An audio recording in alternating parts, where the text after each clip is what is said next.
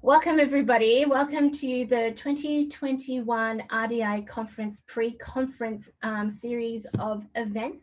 Today we bring you an awesome workshop around feminist frameworks and foresighting and futurism. So thank you so much for joining us today, and our presenter and facilitator today will be Alice Ridge from International Women's Development Agency, the IWDA. Thanks, Alice.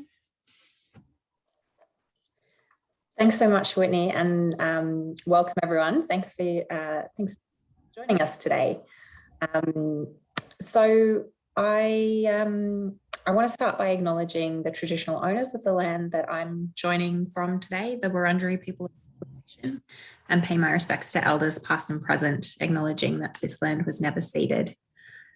If you'd like to also pay your respects to traditional owners, please pop in the chat the country that you're joining from. If you're joining from somewhere in Australia or anywhere around the world, it'd be great to know where we're all coming from today.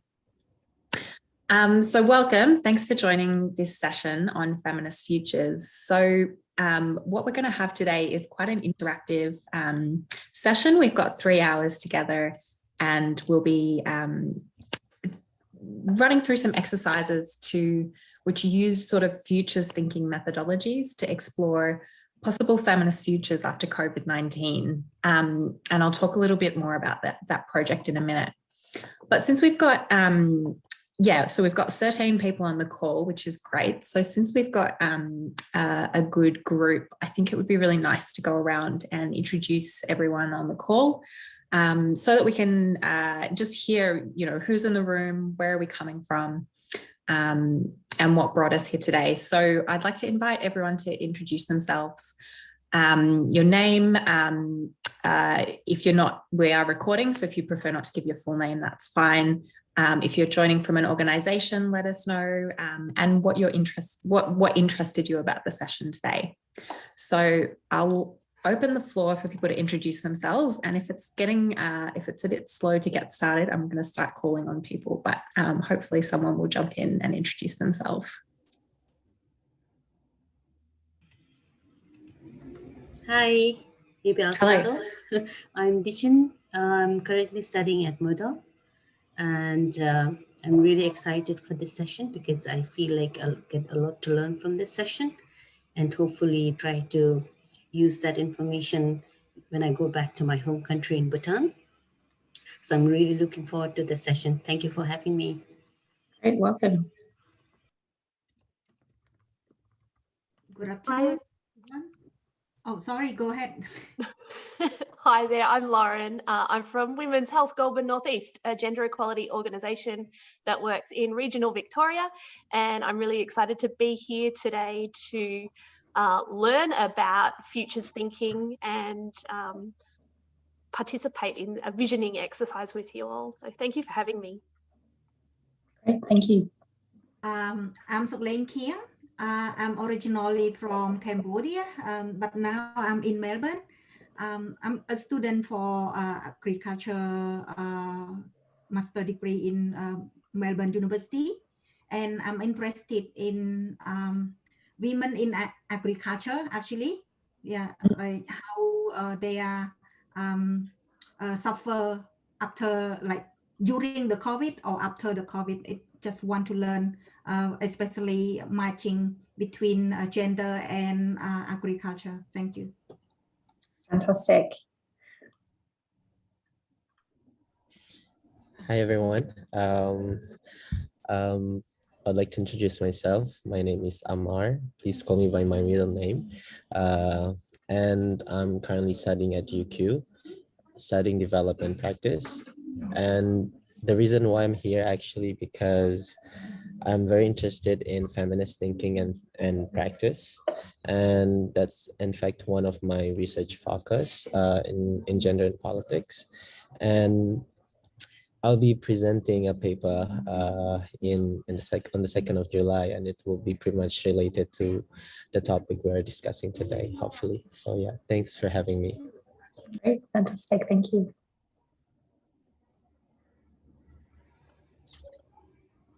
Hi, Hello, everyone. My name's Isaac Dixon. I'm a master's student at UQ. I'm currently doing my master's in environmental management. I'm also presenting on the 2nd of July, and my presentation focuses on the marginalisation of women in Southeast Asia and the Pacific in terms of marine resource management, and about the vulnerabilities that women face in those areas due to climate change, among other factors. So today I was just really interested to expand my knowledge on the topic and hopefully learn a few things. Hi, my name's Frances. I live in Perth, West Australia. I'm currently doing a PhD on gender transformative approaches in the Pacific. So yeah, this topic is close to my study area, so I thought it would be very interesting to hear about it. Thanks. Great, welcome. Hi, I'm Sophie. I'm actually an Australian award scholar studying here at Central Queensland University. I do have a background in environmental health science, but I'm currently studying an undergrad on forensic sciences and occupational health and safety. I am from Papua New Guinea, from the smallest island province of Manus Island. As a Papua New Guinean, we are also part of the Pacific struggle in terms of a lot of challenges within our region. The whole reason I decided to join this forum is because I want to gain from a lot of the presenters and as well as other participants how best, as not as a Pacific Islander, but as a native islander, come from a very small island province, on how basically with resilience in terms of many challenges, climate change and the political landscape as well that is affecting our region and our country to be specific. So that's the whole reason why I joined. And I'm great to be part of this forum and I'm looking forward to learn and contribute as well. Thank you so much. Fantastic, thanks for being here. My name is Jess Fernley and I'm based in New South Wales in Bathurst. I'm currently studying my Masters of Global Development, so this is very close to what I'm studying and very interested to hear about the topic today. So thank you. Welcome. Hi, my name's Jared. I am a Master's student for International Development. And I'm also a social worker, and I guess feminist thinking has framed a lot of my work and most of my study as well. So I'm really interested just from that perspective, but also I've just sort of more recently become aware of the idea of futurist thinking and foresighting, and it's something I find really interesting. So really keen to be here. Great, welcome. Hi, everyone. So my name's Ruby. I'm really happy to be joining you today. My background is in sort of supporting feminist movements, in particular in the funding and philanthropic space. I co-led an organization called Frida, the Young Feminist Fund, for about 7 years. And in the last year and a half, I've been doing consulting and sort of accompanying different women's funds, organizations, feminist movement-led organizations in different parts of the world. And yeah, I've done some feminist kind of, future planning before in some of those spaces with AWID and others, but I'm just super interested to hear this and to learn more about the methodology and be part of the process. Thank you. Fantastic, thank you. I think that's everyone from the original people, but I think we've had a couple more people join the call while we've been introducing ourselves. So I might call on those people. We're just taking a moment to introduce ourselves, your name, if you're happy for that to be on the recording, and where you're joining from, if you're studying, working, just your interest in joining the workshop today. Hello everyone, my name is Sring Pamo. I just completed my master's program at the University of Western Australia. I'm just waiting for my graduation and I'm excited to be part of this conference today. Great, welcome. Thank you.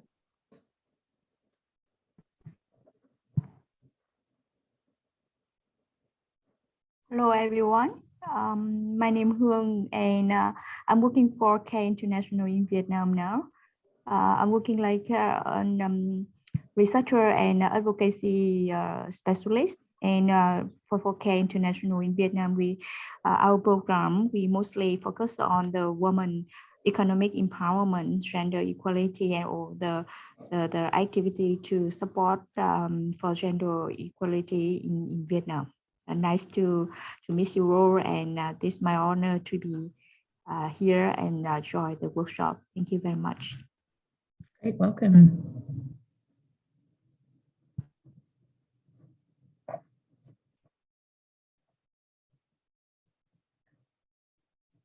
Anyone who hasn't introduced themselves yet?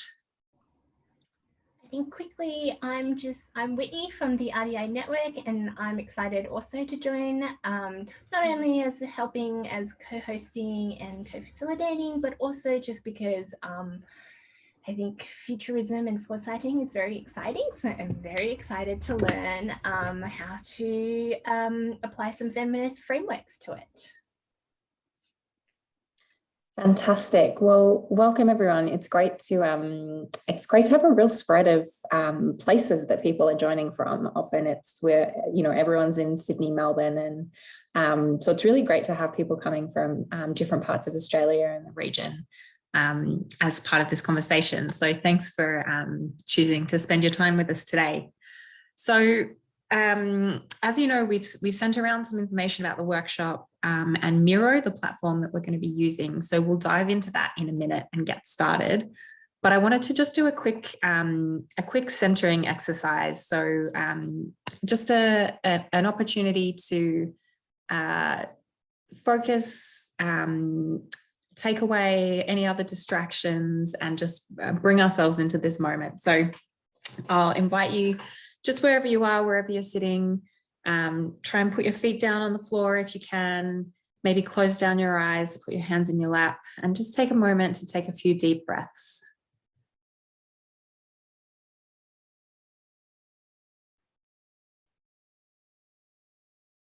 And as you're taking some deep breaths, turn your head over to your right shoulder, stretch out your neck, and come back to center. And turn and look over your left shoulder.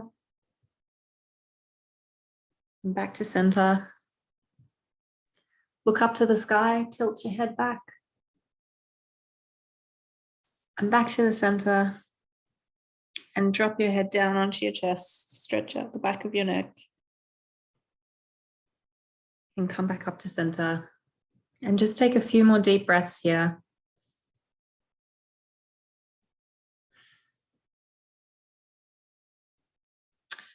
When you're ready, open up your eyes and let's get into the workshop. So I'm going to put a link into the chat box to a Miro board. So if you click on that link, it will take you through to Miro, which is the platform that we're going to be using for the workshop today.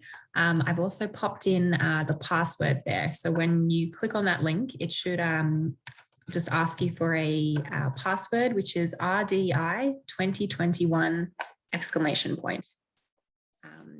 So hopefully we will start to see people coming into the Miro space, and you should see some big pink text in the middle of that opening frame. So great, I'm starting to see a few people coming on board. I saw that a few people used the practice Miro board to start learning how to use Miro, but we'll take a few minutes here as well to make sure everyone's comfortable with the technology and knows what we're doing. So if you're clicked into the space, you should be able to see big pink writing that says, "Welcome to Imagining Feminist Futures After COVID-19." And you'll also see some sort of a semicircle above that writing of cards, which are feminist futures principles. So as you're getting used to the space, have a read of those principles on the board. Oh, great, Whitney started screen sharing, so you can also see there on the screen what hopefully you're seeing in your own browser as well. I can see about 8 or 9 people have managed to get in so far. That's great. I think we're up to 10. So yeah, take a moment to scroll around and start having a read of those feminist futures principles while we're getting everyone ready and into the space. All right, I think we're up to 11 now. So is anyone having trouble with the link or getting access into Miro?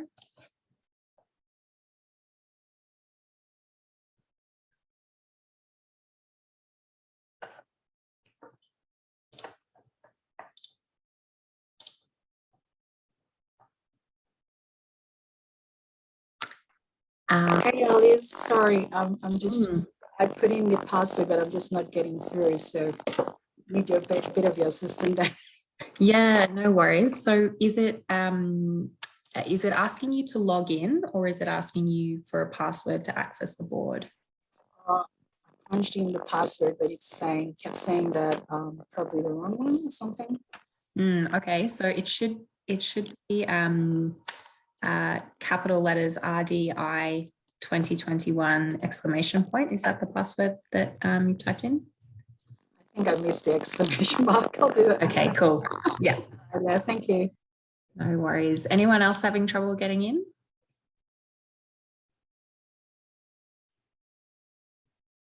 I'm just going to let the silence sit for a minute just to make sure that that no one needs a bit of help. And yeah, if you're in the Miro board already, then yeah, just take a minute to read those feminist futures principles.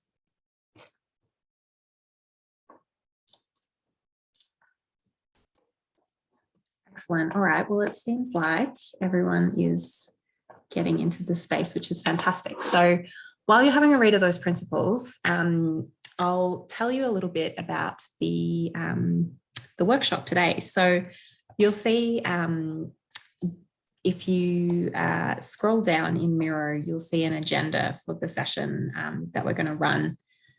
It's a 3-hour workshop, so we'll have a bit of a break about an hour and a quarter in, just so that we don't get too tired looking at the screen.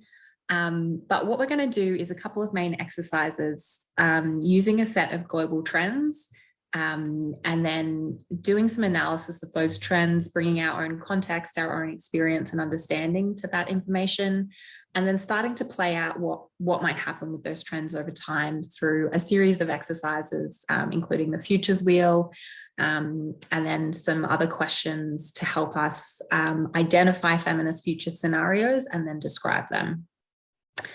So if you scroll over, you can see a screen that says about this project. So I'm just going to tell you a little bit about the broader Feminist Futures project and how this workshop fits in. So Imagining Feminist Futures After COVID-19 is a project coordinated by IWDA with support from actors across the feminist movement. This workshop methodology has been designed for feminist organisations, networks and activists who wish to explore ways that different futures could develop, given what we know now about present day trends, power structures, and our collective desire for a better world.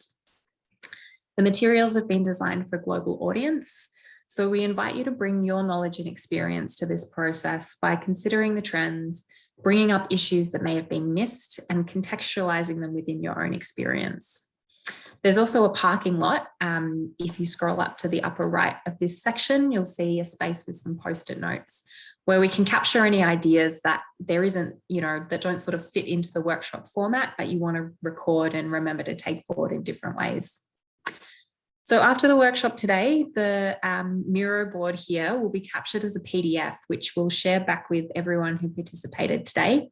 And it will also be published online alongside the outputs of the other workshops that we're running for this project to help to try and build up lots of diverse pictures of what feminist futures could look like.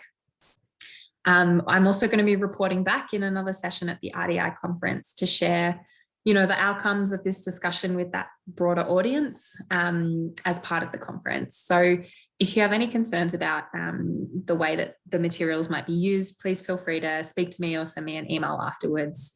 And I will share the Miro board with everyone here before we publish it, just to make sure that there's no identifying information. And then finally, I'd like to invite you to come today with the principles of respect and assumed good intentions for everyone here in the space today. Please remember to create space for everyone to have their say, including people who might not be working in their first language or have other access requirements. We really want it to be an inclusive discussion and one where everyone's perspective can be heard. So the hope is that this methodology can support us to explore new ways of thinking and consider new possibilities for multiple feminist futures in our post-COVID world. So we're going to just make sure that everyone, sorry, I'm just trying to scroll on my screen. Great. All right, we're going to just do a quick exercise to make sure everyone is in Miro, understands how it's working, and seeing the all of the functions. So if you want to scroll down, you'll see a frame that's labeled number 3, and it's called "What Does Feminist Futures Mean to Us?" Great, and I can see people clicking through and finding it. So what I'd like to invite everyone to do is double click on one of the post-it notes here and write just your first name and a couple of words that describe what feminist futures means to you. And once you've done that, you can also change the sticky note to your favorite color. Excellent. All right. It looks like everyone is in the right place. Fantastic. And great. So we're starting to get some ideas coming up. Feminist futures are intersectional, centering women's voices and experience. It's about equality for all. Sustainable development. Fantastic.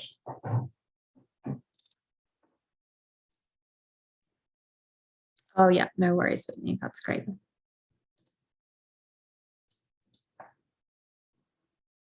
Systems defined by care and interdependence, great.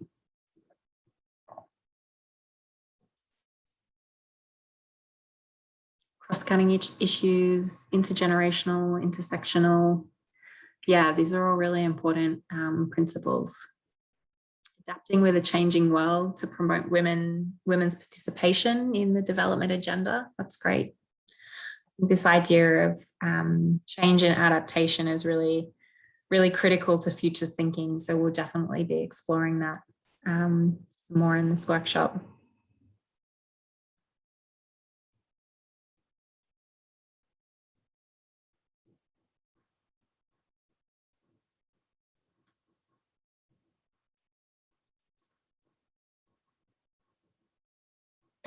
Disrupting and uprooting patriarchal norms. Great.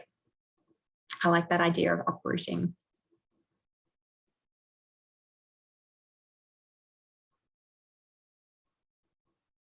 Cool. All right. It looks like everyone's finished typing their feminist futures. Oh, please help. What's going on? Tell us. What are you struggling with?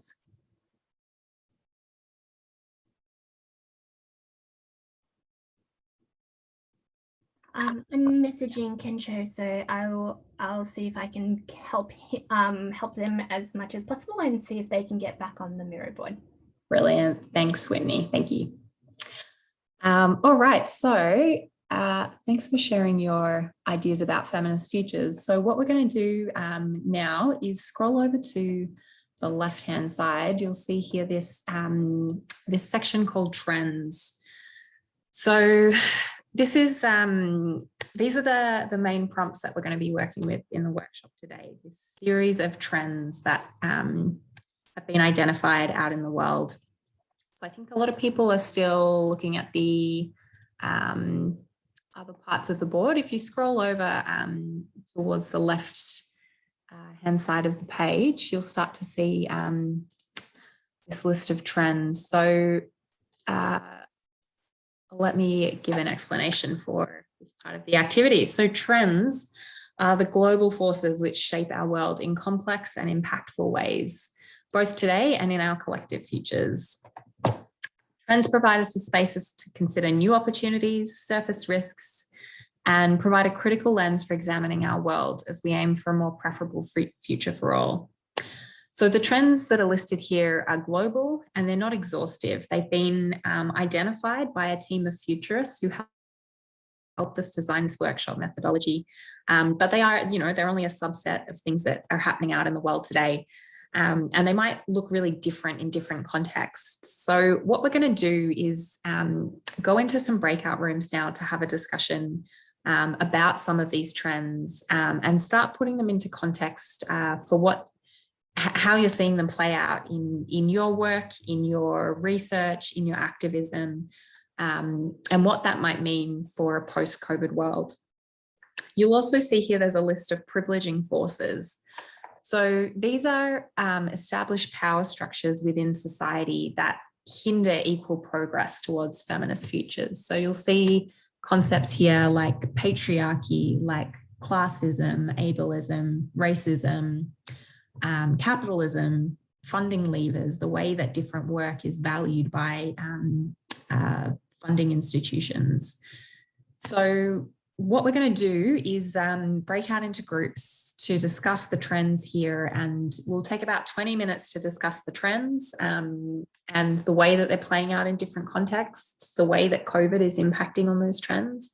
And I'll give you a prompt to take the last 10 minutes to think about the ways that some of these privileging forces might be coming with the trends that you're discussing. So how are things like patriarchy and classism interacting with the trends that you're talking about, whatever they might be? Obviously, there's quite a lot here, so it's all a conversation starter and a prompt. You don't need to get through, every single privileging force, but they're here to prompt you to start thinking intersectionally and in terms of power, the way that different power structures are coming into play with the trends that we're talking about. Hi, everyone. Welcome back. I popped into some of your breakout rooms. It sounds like you're having really, really interesting discussions. So I'm sorry to drag you out. Oops, that's the timer telling me the time's up. We're actually running a couple of minutes ahead of schedule in the agenda. So we don't usually pause here for a report back, but I thought it would be nice just to hear one or two insights from each group about something interesting that came out of your discussion just now before we move into the next activity. So I'll go around and invite every group to share, just something really interesting or an interesting insight that came out of your discussions. And I'll challenge you to share, if you're the one speaking, to share an insight that someone else in your group had. So would someone from the blue team like to share something interesting that came from your discussion just now?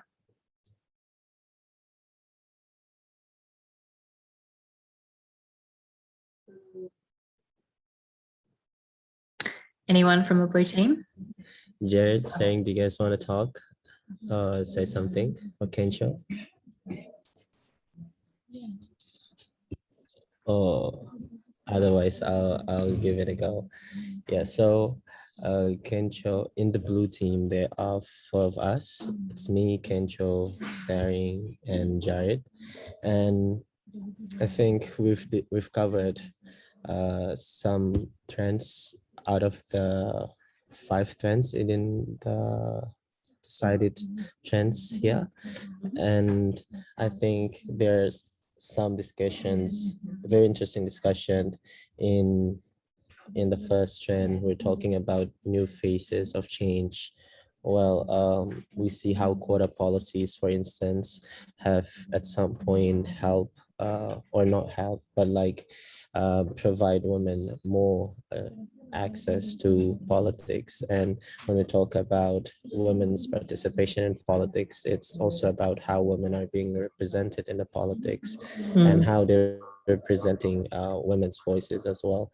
And because of COVID-19, we can see that because the elections somehow being disrupted, and then the way in which these women candidates needs to do their campaign, and within certain circumstances, we know that women have less access to technology, women have less access to financial support, that would sort of reduce their capacity to do the campaign, and that means women would lose seat. But then the thing from Jared was that how this quota policy as well does not necessarily, let's say, disrupt how the politics in the parliament or the political practice has been very masculine, and then and so that the quota policies may intervene with or may change change the formal law, but that does not mean it would change the informal rules within the parliament. Right. And that's one thing about the first strand. I think we also talked something about decentralized networks, like for example, Me Too movement, and how the COVID-19 situation just actually make more people are digitally connected. But we also need to think about those people who don't have access to technology. That means they are being excluded again as well. So that does not change anything. And I think Sering talked about the climate change in Bhutan, and I think the way she in representing the voice of Bhutanese perceived climate change as not necessarily a threat at the moment, probably for the next 50 years, because I think that's also the result of how Bhutanese government have sort of integrated the sustainable development approach in their, I don't know, in their policy. And yeah, I think that's pretty much it. I don't know if there's anyone from the group would add something more. Yeah, great. Thank you. That sounds like a really interesting conversation. We might go to the next groups. Would someone like from the Green group like to share a little bit about what you discussed, maybe just one or two insights that came out of your discussion?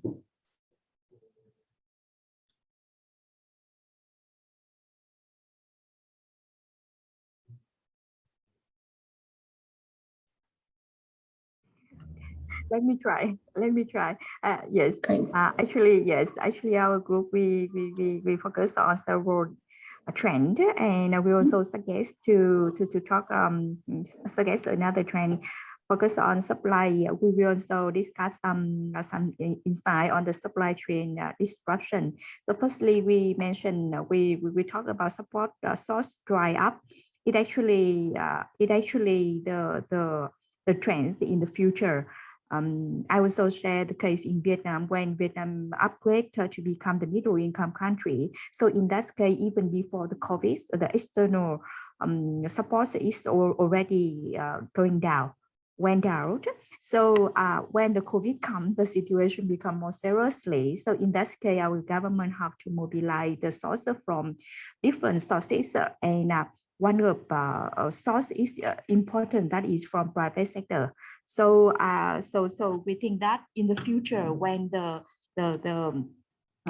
for each government, when the external support is become scarcity, so in that case, the private sector could be more important, and the government need to engage them into the process and development agenda.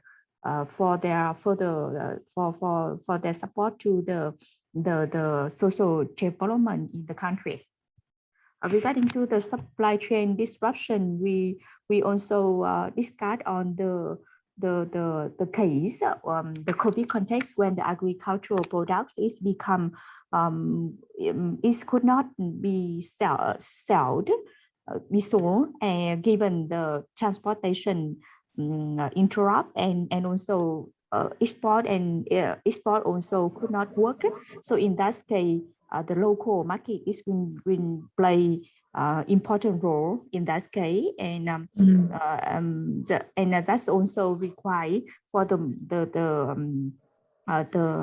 upgrading the processing system of agricultural product to make sure that it could be not sell like a fresh, and now we have to turn them to the product that we can keep them longer. Yes, so that's some insight we discussed, and maybe some other member could add more. Thanks. Fantastic, thank you. Alice, I'll add on to Hong. Thank you so much. Yeah, where we discuss, because most of us, or if not all of us, are from developing countries within the Asia Pacific region. So one of it we discussed was not only like our group members mentioned about decreased reliance on imported goods, but we are now going back and revisiting our traditional practices on how we have been surviving as a people and in our individual local community. And one of that we made a mention of was we're bringing back our traditional way of economy and livelihood in terms, and we made mention of bartering system. Barter is it's a traditional way of exchanging goods and services for the other, and as well as it doesn't probably generate income in terms of monetary gain, but exchanging goods and services in terms of livelihood and how you can survive on a daily basis. And we also made a mention of we made a mention briefly on self-reliance and independence as a community unit starting from family. And COVID has brought along a lot of challenges, but how can we be more resilient and independent in terms of strengthening that social connectedness and network in terms of unit and our circle of friends, basically in whichever community we are from, and being able to survive together through encouragement and social support. But having said that, we also questioned there is a fine lining between the definition of self-reliance and independence and the clarity of, is it community focused, or there are also the downsides of selfish focus to it as well in terms of this COVID period. Yeah, that's pretty much it. Thank you.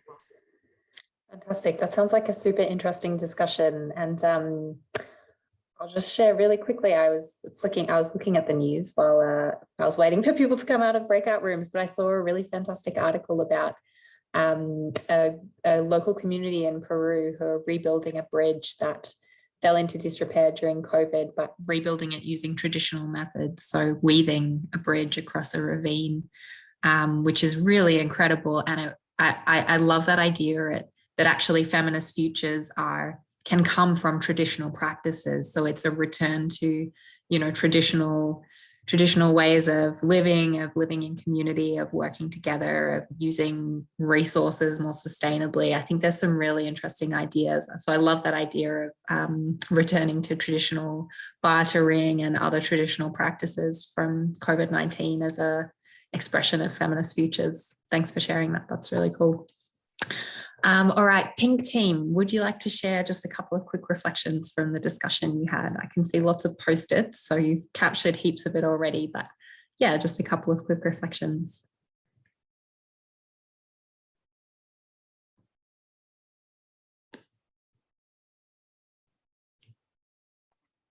I think that Ruby would probably be more articulate than me, but one interesting thread that came out of what we were talking about was, and it seemed to cover a lot of the different trends on our panel, was that there seems to be while we have seen during the pandemic that social media has certainly brought a lot of the issues that we've all talked about to the fore and really highlighted some of the inequalities that exist in our communities, there seems to be a real disconnect between people's awareness of this and organisations and governments being accountable and actually taking tangible action on these things. So certainly when we were talking about our accelerating racial justice segment of that graphic, we were saying that, and Ruby really put this well, and I hope that Ruby will chime in and take herself off mute to describe it better than I will, but Ruby was saying that while there are a lot of organisations that have recognised the need to centre Indigenous voices, for instance, in Australia, in the way that they do their strategic planning or create policy, often that doesn't actually result in planning or policy or action that is genuinely and authentically reflective of the needs, the desires, the experience of those communities. It was just an interesting insight. I'll leave it there.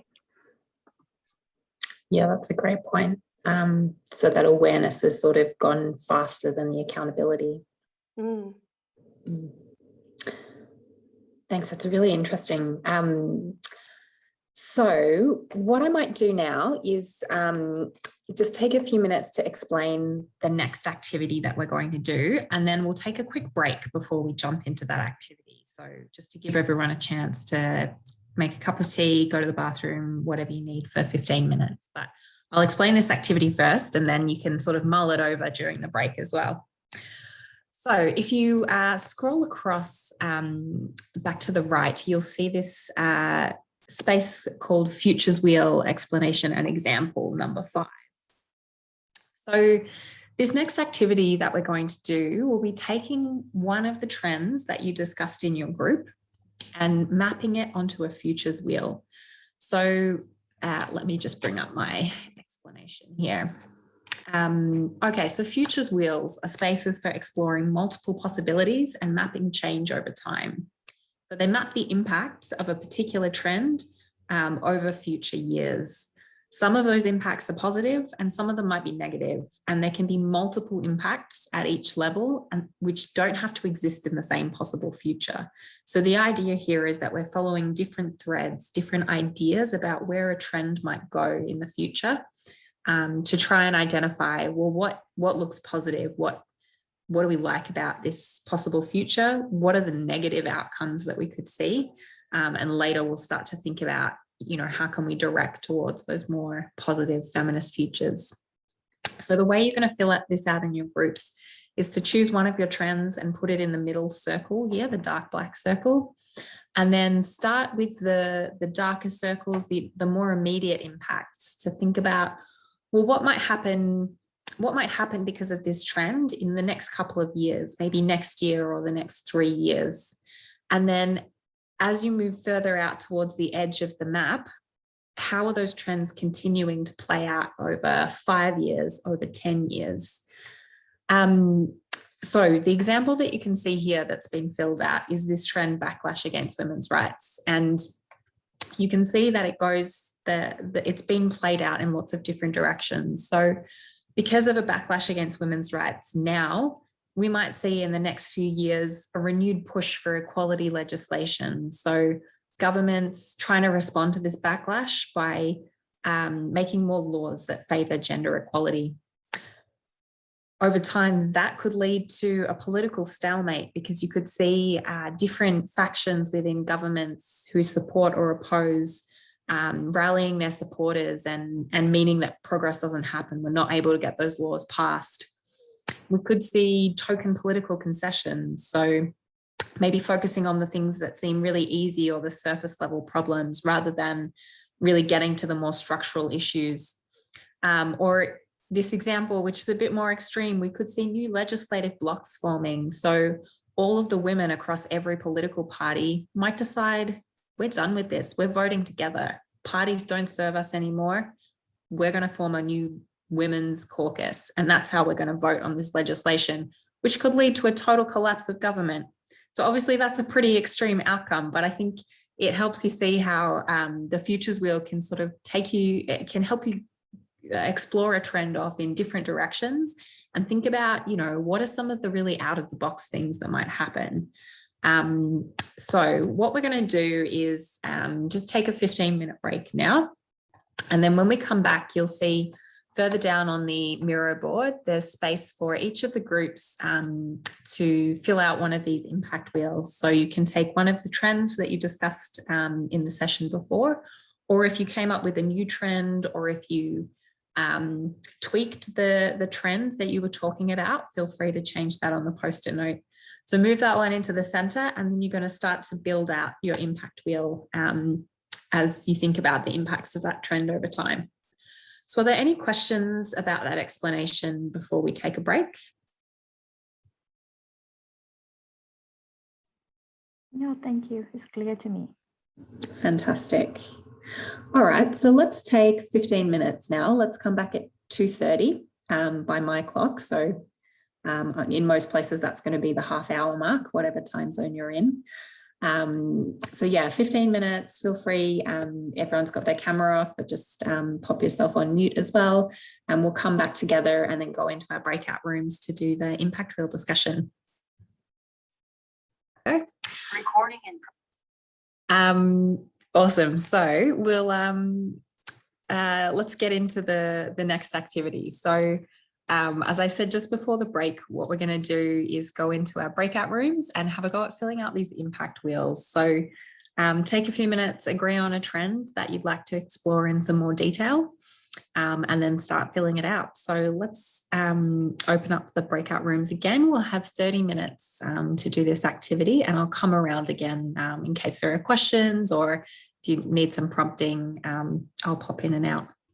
It looks like you've been having really interesting discussions in the breakout rooms. I popped in again to see how it was going, and yeah, if you zoom out and mirror, you'll be able to see the futures that each group has been building over their discussions, and they're really interesting. Some really fantastic analysis that we've been doing collectively. And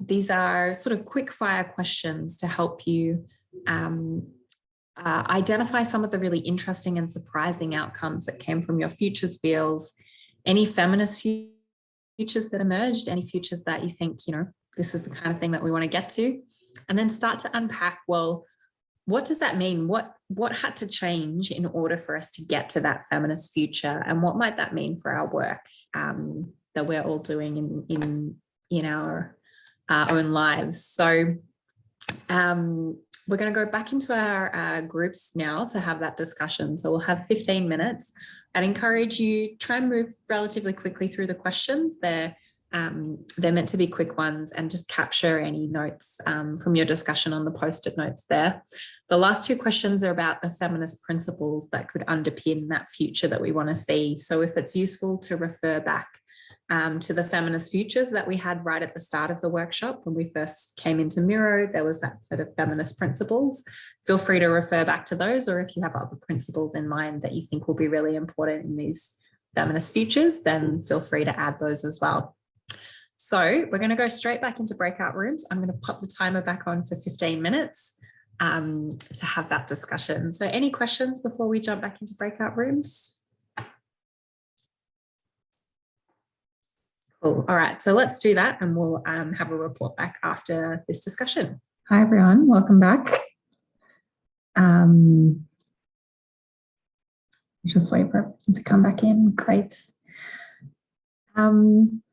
All right, so we're going to report back from these discussions. I can see on the Miro board some really interesting reflections from each of the groups. So let's go around and share your responses to some of these questions. What surprised you?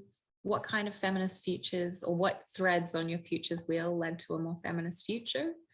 And what had to change to get to that future? And what were some of the principles that underpinned it? So we might go backwards this time and start with the pink group. Would someone from pink team like to share what you discussed?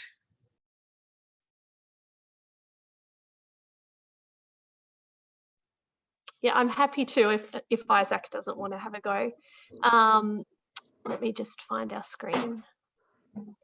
So the thread that we drew out, or the surprising outcome, I suppose, was more of an interesting thought that emerged from putting all of these ideas together, and that was that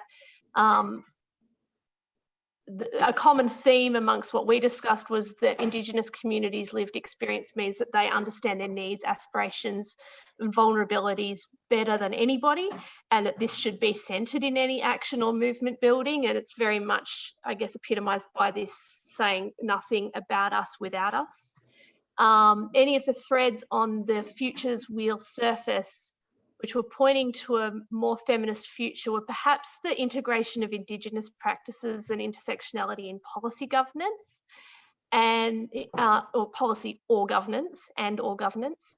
And in that thread, the main difference between now and 2030 was we could envisage a complete shift in the nature of our governance structures in line with Indigenous wisdom that centres care and connection to land. So it's a complete reconceptualisation of how we actually operate as a society, and I guess which knowledge is valued compared to now.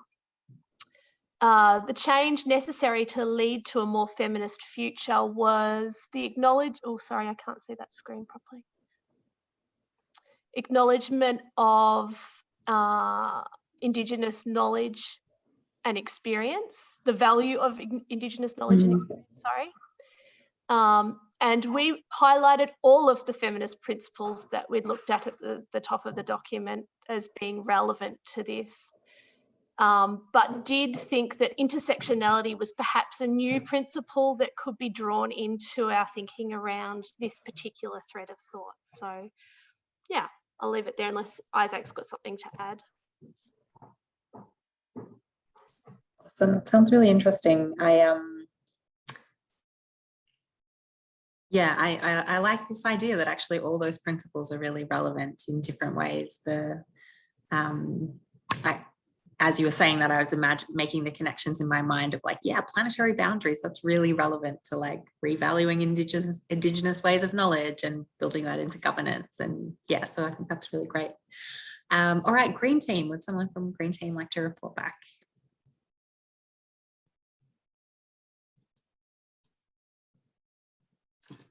Hi, everybody. Go ahead. I'll probably give it a go. Okay. Sorry, I have a double screen.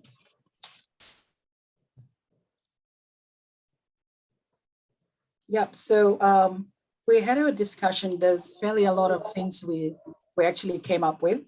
I'll try and probably keep it short, considering time factor. So we spoke about the first point.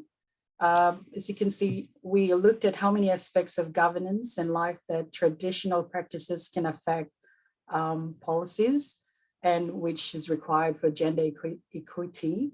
Now, we specifically talk about some of our countries where men have the upper hand in terms of land ownership, even though if by marriage, it's supposed to be our co-ownership, oftentimes men makes all the decisions if it means selling the land. And so women can't make decision in terms of contributing, if for the matter of like farming or whatnot, they can't do that. And that is one of the very things that is affecting most of the developing countries.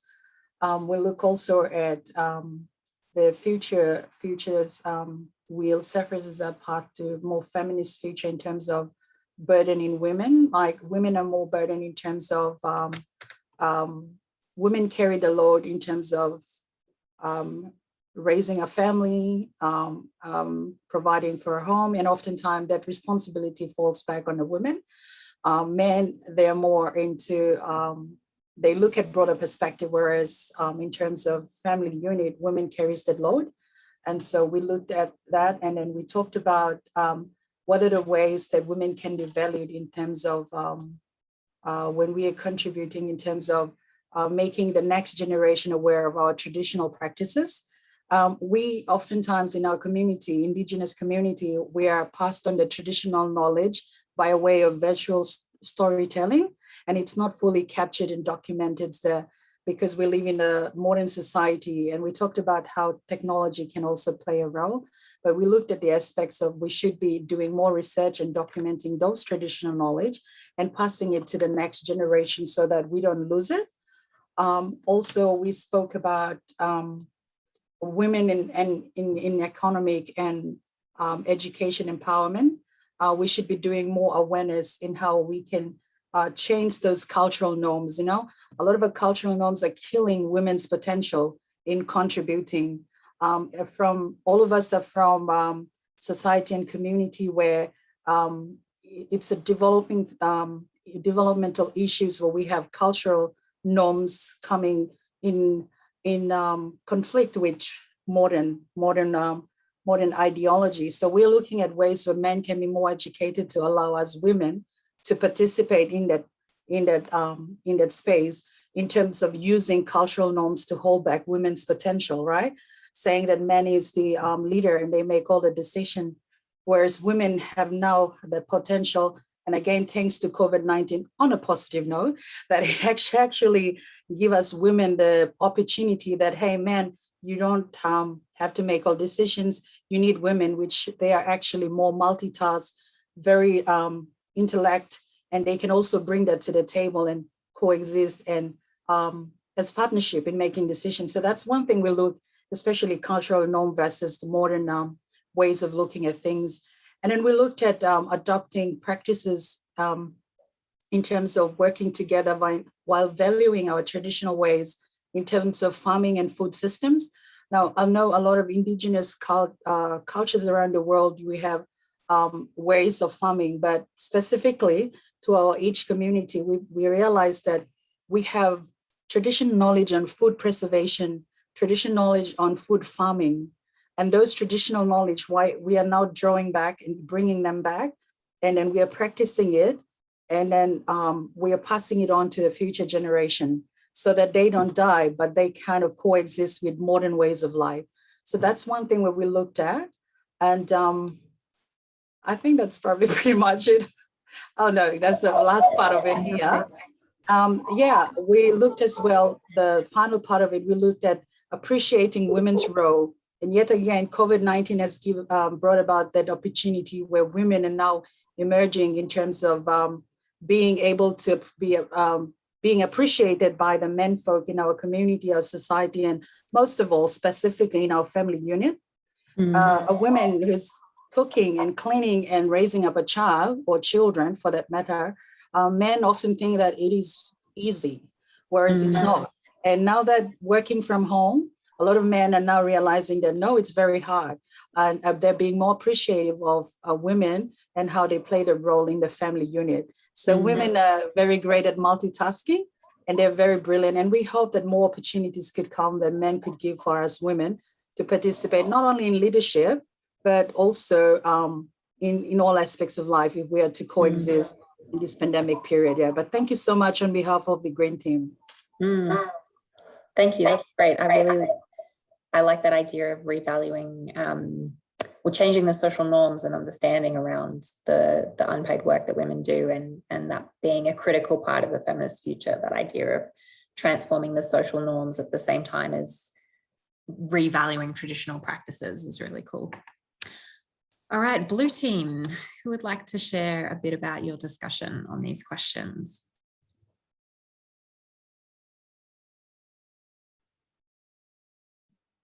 Yeah, I'm able to do that. Great. That's okay with everyone in blue team. So we focus on decentralized networks, and that sort of come out of with Sharing and Kento talking about how an interesting outcome of like greater connectivity that's kind of been perpetuated by COVID in Bhutan has been that, you know, and a greater connection to ideas like Me Too movement and stuff has led to women being more outspoken about gendered violence in Bhutan, and kind of creating a system where, or like a situation where there's greater accountability for particularly men using gendered violence in Bhutan. So a surprising outcome of our wheel was that whilst decentralized networks have like the potential for quite positive change, it needs to be managed well, or it could definitely reproduce existing inequality, particularly around,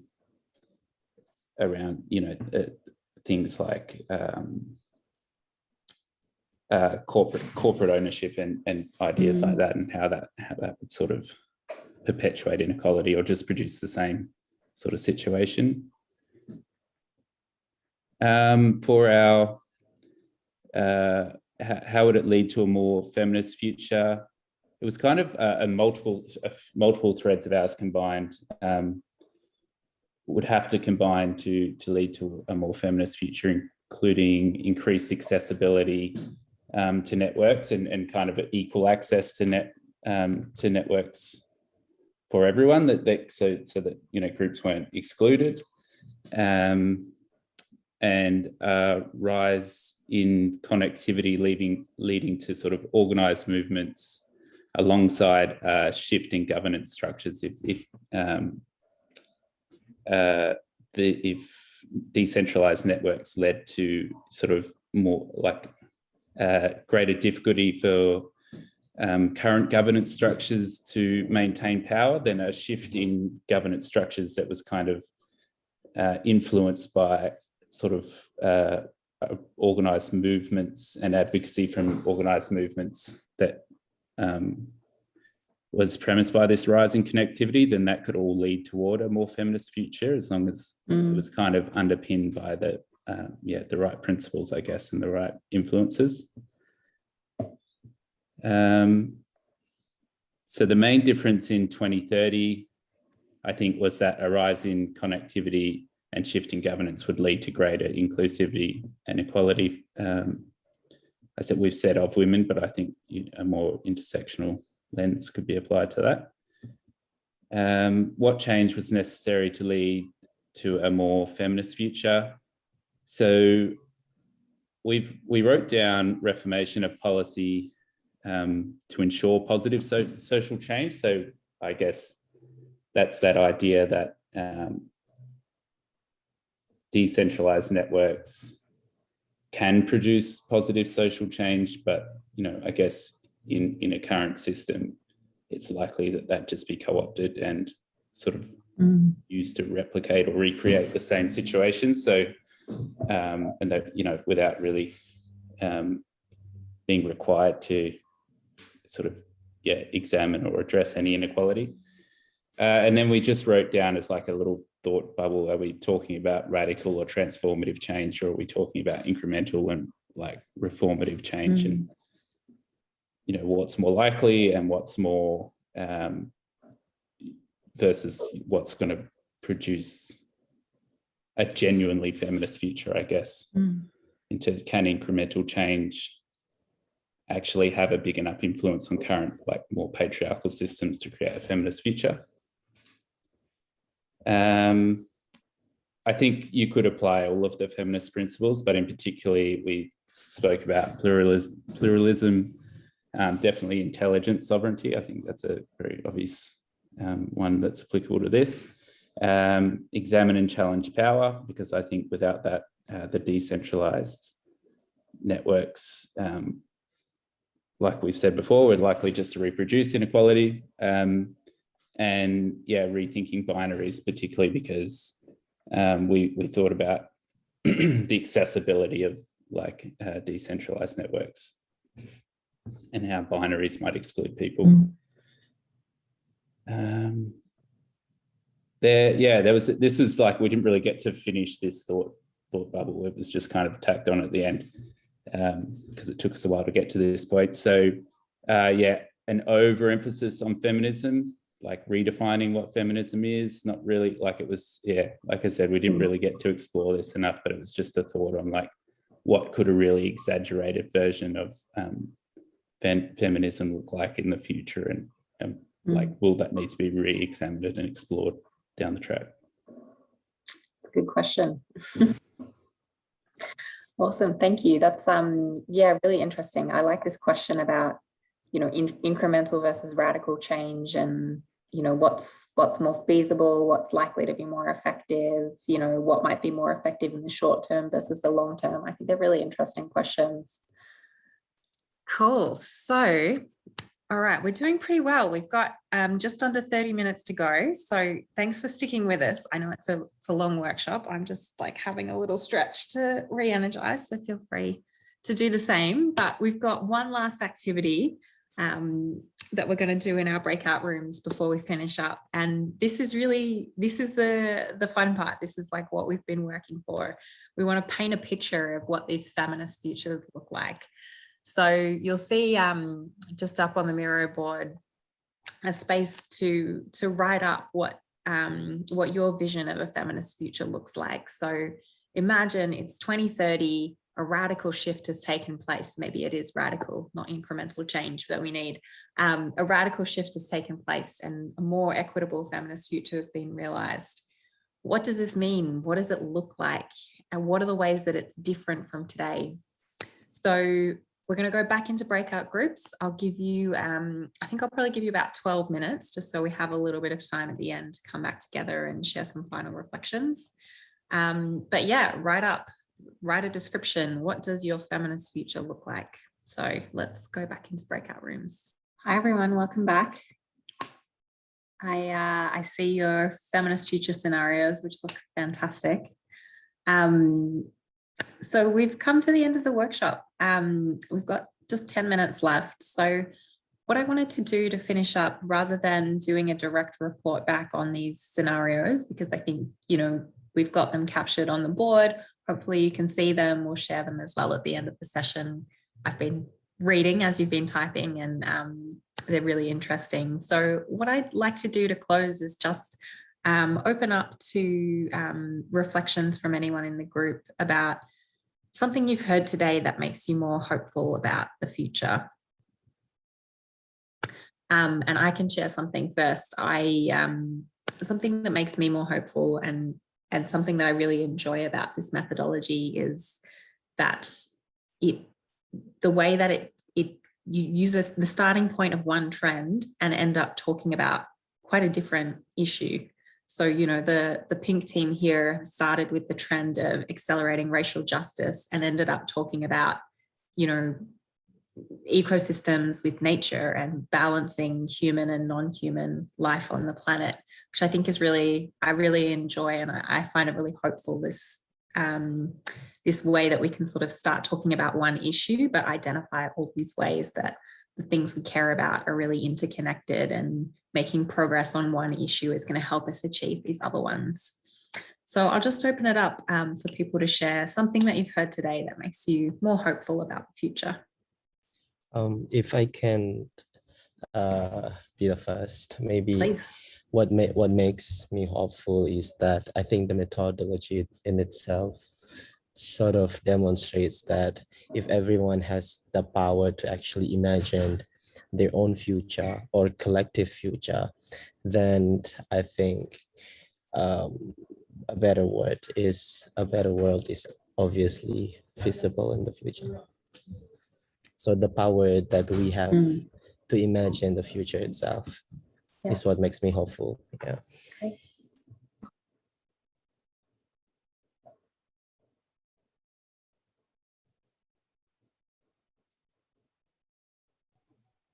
I guess what makes me hopeful is this idea that we can really stretch our imaginations to places that we're not typically used to going, especially in white Australian culture, where we like to tell ourselves that the way that things are the best they could possibly be, and that there's no need to actually imagine.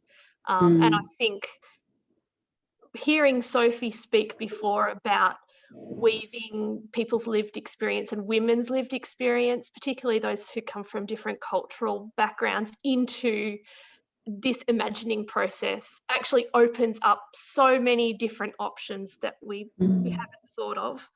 And going down that rabbit hole is super exciting for me. I think there's a lot there that we can grab onto and run with.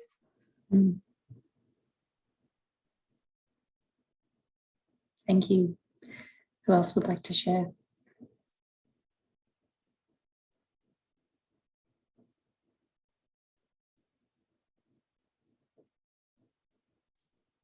I'll probably say something on behalf of my green team, because I know they're probably shy. We all agree. We'll probably have to say something. One thing that stands out for our group, again, coming from different cultural background, and having privilege to be interacting with people from all walks of life in this platform. We point out gender stereotype in our communities. We see a future where we are now breaking barriers and cultural norms and gender stereotype that a woman belongs to the kitchen, a woman belongs to raising up a child, a woman is the homemaker.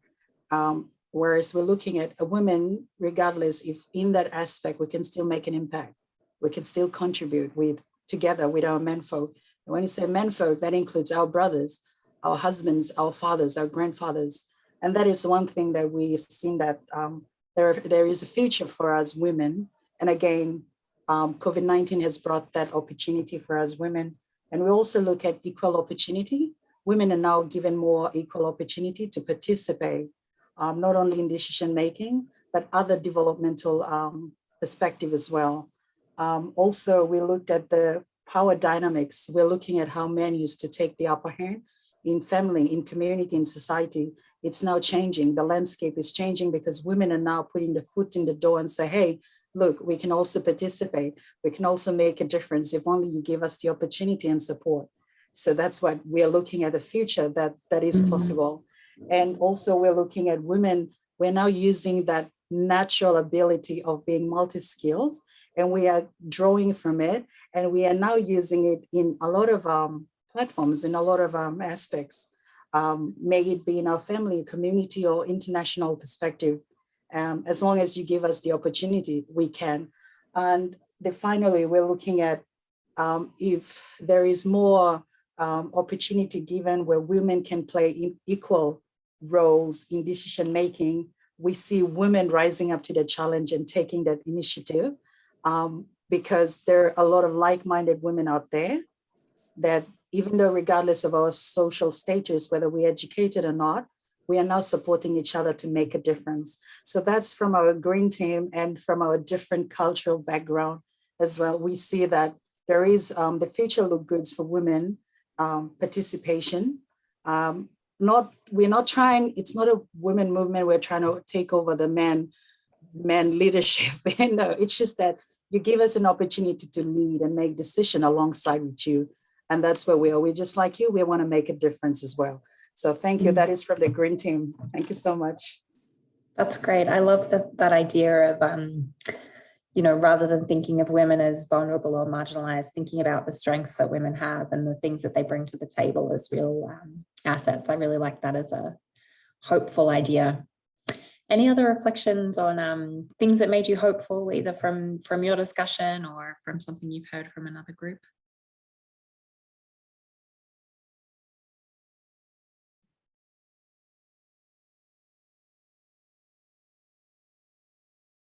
If not, we can bring the workshop to a close there. So thank you so much, everyone, for your time today, for joining us, for bringing your ideas, your analysis. It's really great. It's really powerful to see what we've been able to co-create together from all of the different perspectives that have been here in the workshop today. I've run quite a few of these sessions, and it's really fascinating the different outcomes and different ideas that we get to from having a different group of people with diverse perspectives. So thanks so much for your time and for being part of it. Thanks heaps to Whitney and to the RDI team for organising the conference and for having this session as part of it. Just a reminder, I'll share a PDF of the Miro board with everyone, and I'll be reporting back on this session as part of the RDI conference.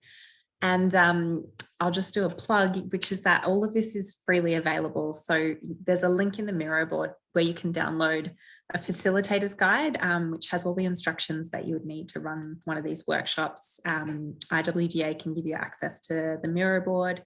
So if you're interested in, if you've had a great time and you'd like to run one of these workshops yourself, with your organization or with another network or community, you can download the facilitator's guide there, and please don't hesitate to get in touch. And I should also say we have a version translated in Khmer for our Cambodian friends. So if you're interested in that, it's not on the website, but you can just send us an email and I can share that with you as well. So we'll leave it there. Thanks so much, everyone, for your time today again. And yeah, and go forward into a feminist future. Thank you so much, Alice. Thank you, everybody. And looking forward to seeing all of you at the rest of the 2021 RDI Network Conference. See you there.